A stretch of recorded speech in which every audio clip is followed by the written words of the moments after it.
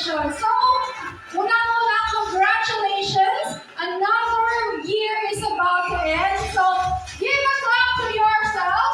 Congratulations. Palakpakan natin ang mga sarili natin. Yes, we're having this party because we are celebrating a year end of success. I just want to check lahat po ba nakapagpa-register na? Ayan, kasi pag hindi kayo nakapagpa-register, wala kayo sa listahan na makakuha ng mga prizes. The management prepared a lot for all of you, so stay tuned kung ano-ano yung mga yon.